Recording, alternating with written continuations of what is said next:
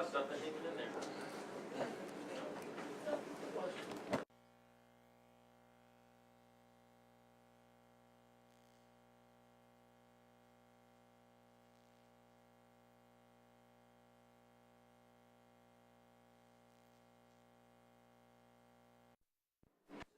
We go all the way up over and join the restaurant system, and then all the way down 56 and join.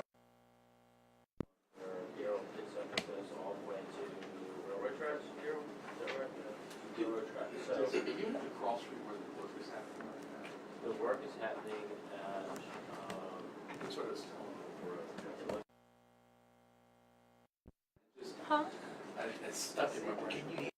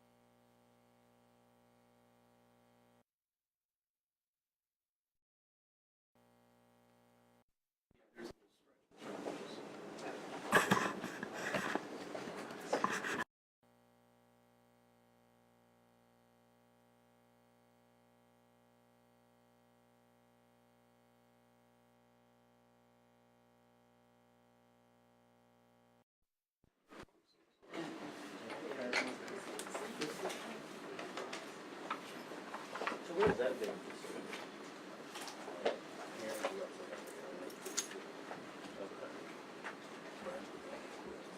Yeah, I mean, I'd like for my projects to be in there. Can you show me?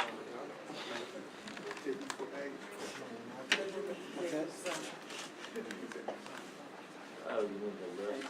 Can you hear me? Hey, can you hear me? Yeah, that piece.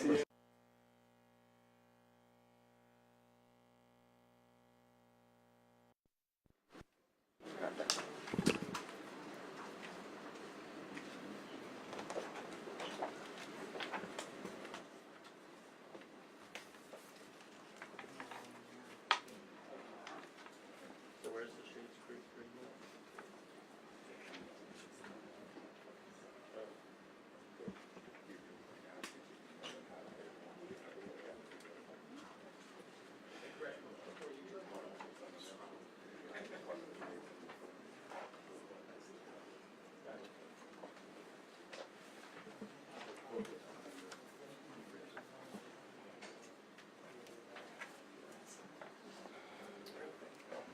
Why everybody so quiet?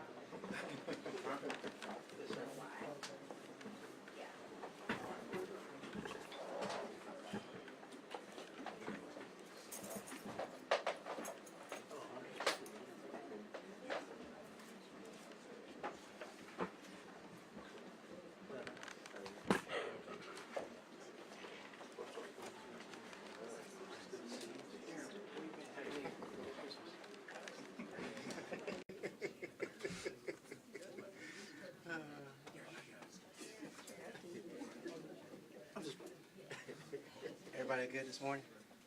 Good. Y'all don't have to be so quiet. Good morning, everyone. Good morning. It's good to see you all this morning. I particularly want to thank my colleagues on the council for being here, the entire Arbor team. Please recall, call back to, and yes, I see you. We'll get to this in a minute. Talking to you, Daniel. We'll get to that in 1 second. Please recall that COVID hit not just the city, this county, this state, but it hit this nation and it hit the world. And as a city and municipality, tough decisions had to be made. This council had to vote on tough decisions. It affected what we can do in providing services. Like many other cities, and of course all 50 states, we were given an opportunity through the American Rescue Plan allocation to usher in resources to support in the immediate and short recovery as well as some long-term things. And so with that, this is an unprecedented time for investment within our city. The American Rescue Plan, again also known as ARPA, was a significant measure. It's established to provide relief in the wake of the COVID-19 pandemic, as I've just stated. From that plan, the state and local fiscal recovery fund was created to assist governments in building a stronger as well as a more equitable economy, which you all know has been important to not just the mayor's office but the council. In total, the city of Birmingham has received more than $141 million. Those funds have addressed both, again, as I've stated earlier, immediate needs as well as supporting long-term recovery efforts. To date, we have funded 196 projects with these resources. And so I want to encourage you to visit birminghamal.gov/ARPA. Again, that's birminghamal.gov/ARPA for a full executive summary, as well as a detailed breakdown of the economic impact, as well as what we're doing for the future of Birmingham and the vision we have for this city. Now, within those monies, I think it's so important why the council is actually here, and we're standing as a collective, because within those monies, it was important for us to sit down with the council, as we always do when it comes to allocating resources, to listen to their needs, the concerns of not just the districts, but the people they represent. And so here to speak on behalf of the Birmingham City Council is the president of the City Council, Dr. Darrell O'Quinn, who will give you more detail. Sir. Thank you. Thank you, Mayor, and thank you to my colleagues for being here with us. Hello, everyone. It's great to be here as we take a moment to reflect on how this direct federal funding has strengthened our communities. March 2020 seems like several lifetimes ago. It's really remarkable to think about where we were just 5 short years ago. The entire world gripped by uncertainty, isolation, and fear of what's to come.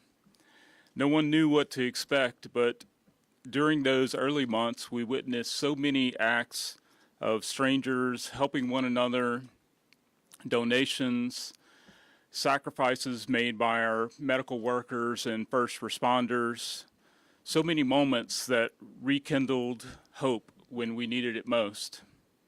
In the years since, I talked to a lot of elected officials from across the country, and something that has struck me is the unique way Birmingham utilized these dollars. Mayor Woodfin and his team deserve a lot of credit for how they disperse these funds. By allocating $3 million for each council office to put towards programs and projects in our districts, we were able to maximize the impact across the city on a really localized level. As far as I could tell, no other city in America took the same route.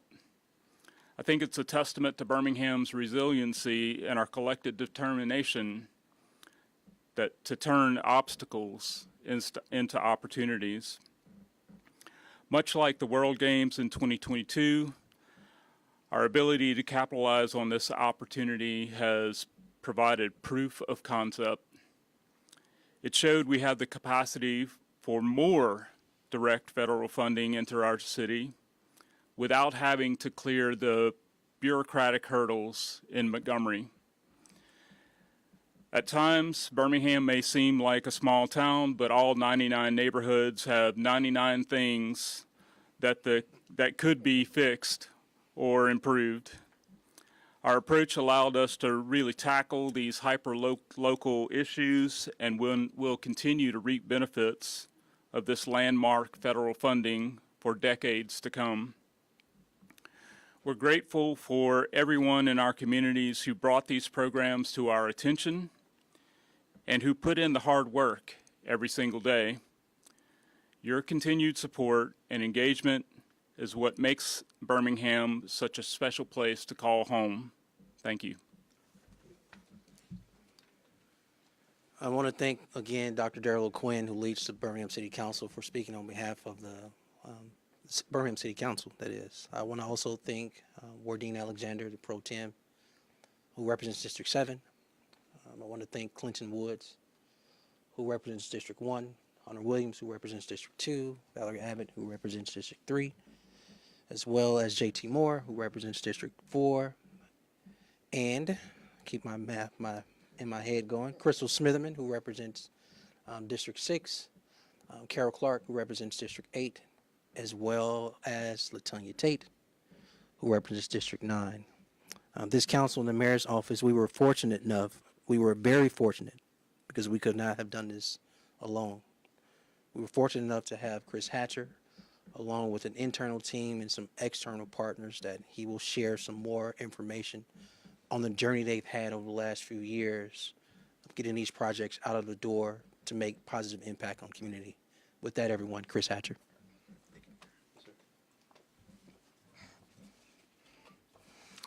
Good morning. As the mayor stated, my name is Chris Hatcher, and I proudly serve as the Chief Community Planner in the Mayor's Office for the City of Birmingham. And first of all, I would like to thank the mayor and the council for providing the leadership and the guidance to help us reach this goal.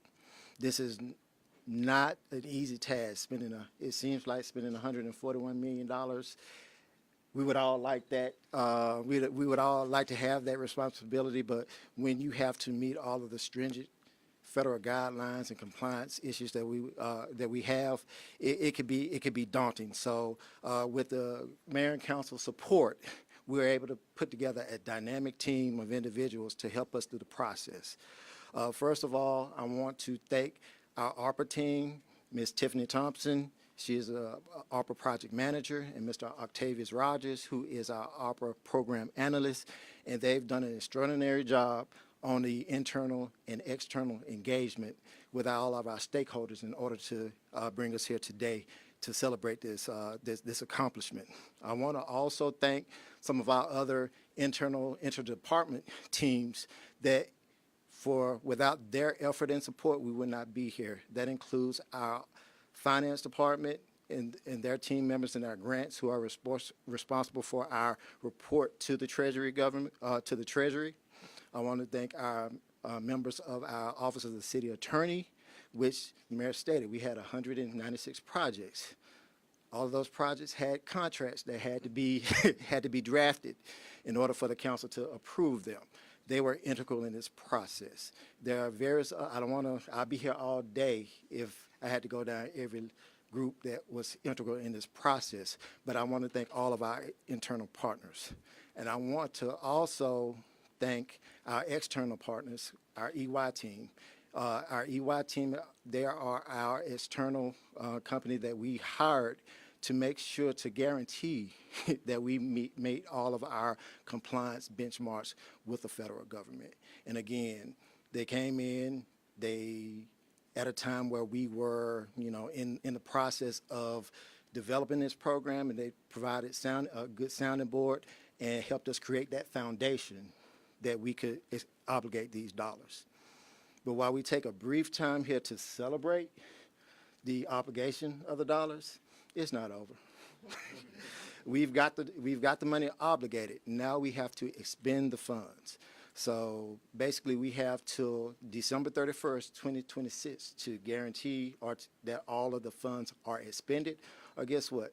We'll have to send those back to the federal government as well. So you can rest assured that our team will keep working diligently to make sure that all of those funds are expended under all of our federal compliance requirements, so that we won't have to give any money back to the federal government. Thank you. Mm-hmm. Chris, thank you. Thank Tiffany. Thank Octavius. Thank the EY team. Thank all of you all for the hard work. Listen, as I wrap up, as he stated, there's a lot of work to do in a year and some change. But within that, I think you'll see this continued effort, honestly co-led by this Birmingham City Council, to address with these funds things from economic development, support of small business, to community development and housing, to our city's infrastructure, from stormwater to our parks, to our libraries, rec centers, and a litany of things out of 190 plus projects I did not name or have time for. So again, please visit birminghamal.gov/ARPA, and we will continue through transparency to overshare and over-communicate these projects to residents across the city. With that, ask Chris all the questions. Who's first? I have one, then maybe two. Yes, ma'am. Were there any needs that you guys saw existed between all of the council members' districts? I know that you guys all had your own $3 million to see fit, but anything just speak to that that. everyone needed or lacked? Yeah, this one thing that I want to really also highlight is that there were several collaborations where counselors joined together to support projects. One of the ones that comes to mind immediately was our tool bank that I think we had probably 5 or 6 counselors collaborate on to help fund. And that really is aimed at addressing a need that we hear about every day in people having access to the tools that they need to address blight in our neighborhoods. There were collaborations on addressing, violence in our community, on supporting small businesses, just really a lot. So, there were projects that were funded individually within districts, but many that were collaborations amongst counselors. Great question, brother. Yes, ma'am. You kind of answered it a little bit, but I was going to ask, with this federal funding, was there any one thing or like one issue that you feel like you all really focused on that needed improvement? Oh gosh, I think we covered the gamut. I mean, it's not new information that there are a ton of needs in the city of Birmingham. So the projects covered a huge variety of topics: housing, public safety, economic development, infrastructure, you name it. There were a number of institutions that were hard hit by the COVID pandemic.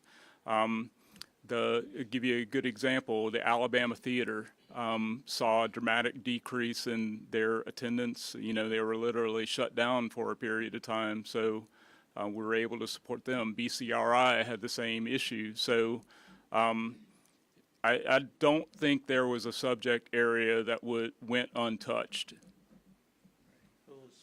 Yes, ma'am. This question might be best for Chris, but anyone can answer it. Oh, we love Chris to answer. Okay, and correct me if I'm wrong, it sounds like not all of this money has been allocated to projects yet. No, all of the dollars have been obligated to projects. So precisely $141.2 million of ARPA funding have been obligated. That means they have been either under contract or under some other type of agreement. So so all of the funds have been obligated. Okay, so there's no leftover money that doesn't have it. No. You touched on this briefly, but why is it so important for the city to make sure that none of this money goes to waste or has to be sent back? Well, the importance is that it's needed here in the city of Birmingham. $141 million sounds like a lot, but we have probably billions of dollars that we could utilize towards aging infrastructure and reinvestment in our neighborhoods. So it would be a shame to let a penny go back to the federal government when we had every opportunity to spend it in the city of Birmingham. That is an excellent way to end quietly. But does anybody else have any more questions? Okay, so if I'm looking at this correctly, like 42 million of that 141 million went towards revenue replacement. Yes. Can you just elaborate on what that is a little bit? Yes, the city of Birmingham, just like any private business, Councilor Quinn mentioned the Alabama Theater. They were shut down and they lost revenue from the pandemic. The city of Birmingham lost revenue through sales taxes, through occupational taxes, through whatever means of income that the city generates. We were impacted by COVID as well. So the guidelines with the ARPA, State and Local Fiscal Recovery Program, allowed the city to calculate its revenue loss and apply some of that funding, some of the $141.2 million for the city to, shore itself up, because we can't provide service to our citizens if we're not whole ourselves. Correct me if I'm wrong, it's 196 programs that were funded. 196 projects were funded, yes. At this point, do we anticipate any of those programs closing or shutting down once this money has been used completely? Not to our, not, that is not our hope. A strategy that we try to utilize is that we wanted to invest in sustainable projects. So we made that a priority. So to the best of our ability, we've tried to invest in long-term projects that we're going to keep providing services to the citizens of the city of Birmingham. Is this clearing the books on a lot of old projects that y'all wanted to do, but maybe just didn't have the funds, or are these all new projects? It's a mix. There were some projects that were on the books that, we had a gap in funding, and this did fill that gap. But just want to be clear that, there are 7 eligible expenditure categories under the ARPA program. So the projects had to line up in order for us to, make sure that they were expended within those eligibility categories. How much of a game changer is this going to be with all these projects finally coming to fruition for you guys? I'll let the mayor answer that. Super. Councilors, y'all want to add any words to super? I'm just playing. It's Wish we had $141 million every year to put towards the needs in Birmingham for sure. President O'Quinn says, run us more money. Yeah. But in all seriousness, this is very impactful. The beauty of it is, again, I think the councilors got a chance through engaging residents in their districts as it related to serious needs, where there was either a gap in funding here or no funding here, literally able to supercharge that project or that infrastructure or that business to enhance quality of life within that single district. I think that's the most impactful, powerful thing that happened. And that's kudos to the councilors. All right. Thank y'all. Thank you so much. And again, council, Chris and your team, thank you as well. Thank you, everybody.